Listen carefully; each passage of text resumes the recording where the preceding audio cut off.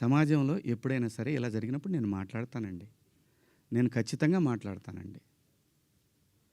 నేను ఏ తండ్రి వదిలేస్తారండి పిల్లల్ని? ఇంకొక పదం, ఒకప్పుడు ఒక జర్నలిస్ట్ మేడం గారు స్వేచ్ఛ మగాడిచ్చాడా అనే అంటే ఇదే డివిజన్ తీసుకురావటానికి. నేను అన్న ఉద్దేశం ఏంటంటే, స్వేచ్ఛ ఎందుకు కోల్పోవాలంటే, ఒక ఇంటర్మీడియట్ చదివే పాప ఒక సెమీ బాడీ కనిపిస్తా స్లీవ్లెస్ వేసుకొని వెళ్తే ఆ పాప అబ్యూజ్కి గురైనప్పుడు ఆ తండ్రి అనుక్షణం వెంటుంటాడు. అప్పటిదాకా హాయిగా తిరిగిన పిల్ల వీళ్ళ ప్రేమలో వీళ్ళ పొసెసివ్నెస్ వల్ల ఆ పాప తన ఫ్రీడమ్ని కోల్పోయినట్టు ఫీల్ అవుతుంది. అది దాని అర్థం. మీరందరూ పెద్దవాళ్ళమ్మా. ఎవరెవరైతే నన్ను దోషిగా సమాజం ముందు నిలబెట్టాలనుకున్నారో మీ అందరికీ వందనాలు. మీరు బాధపడ్డందుకు మీకు కూడా క్షమాపణలు. ఇది శివాజీయే ఎందుకు, ఇంకా ఇంతకుముందు చాలా జరిగినాయి కదా. వాళ్ళని అడగరే? నేను చెప్పింది ఏంటి?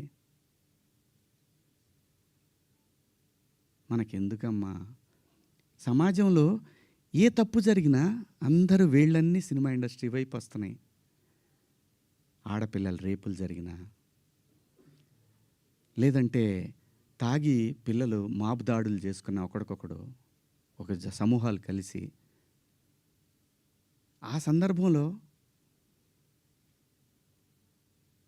మాట్లాడాలా లేదా? విత్ గుడ్ ఇంటెన్షన్ నేను మాట్లాడినా, నేను వాడిన పదాలు అన్పార్లమెంటరీ. ఆ 2 పదాలు. ఇంతకు మించి నేను ఏ తప్పు చేయలేదు. చేస్తే క్షమాపణ చెప్పడానికి వెనకాడను. నేను ఎదురుదాడికి కూడా వెళ్ళే మనిషిని కాదు. నా కోసం నా ఇంటెన్షన్ అర్థం చేసుకున్న వాళ్ళందరికీ కూడా థ్యాంక్ యూ సో మచ్. ముఖ్యంగా అనసూయ గారు నా ఇన్సెక్యూరిటీ గురించి మాట్లాడారు.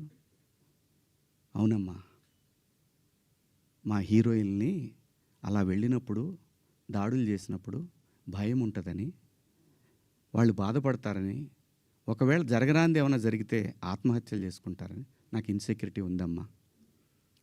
ఇంకోటి, నా మీద మీరు జాలి చూపించారు. ఐ పిటీ హిమ్ అని. చాలా థ్యాంక్స్ అమ్మా. మీకు ఇచ్చిన విశాల హృదయానికి భగవంతుడికి థ్యాంక్స్ చెప్తూ, అదే భగవంతుడిని కోరుకుంటున్నాను. మీకు తొందరలోనే మీ రుణాన్ని తీర్చుకునే అవకాశం భగవంతుడు నాకు కల్పించాలని కోరుకుంటున్నామ్మా. అమ్మా, అంటే ఎవరన్నా ఆవిడ్ని ఎక్కడన్నా ఇబ్బంది పెడితే ఇది తప్పురా అని ఖండించడానికి నేను కూడా వెళ్ళాలి అని. అంతేనమ్మా. ఇంత తప్ప నాకు ఎటువంటి బ్యాడ్ ఇంటెన్షన్స్ లేవండి. మీరెవరన్నా అడిగిన క్వశ్చన్స్లో మీరు పదాలు వాడిని తప్పు కదా అంటే దానికి ఆల్రెడీ క్షమాపణ చెప్పాను. ఇంకా వేరే ఏమన్నా ఉంటే అడగండి. శివాజీ గారు.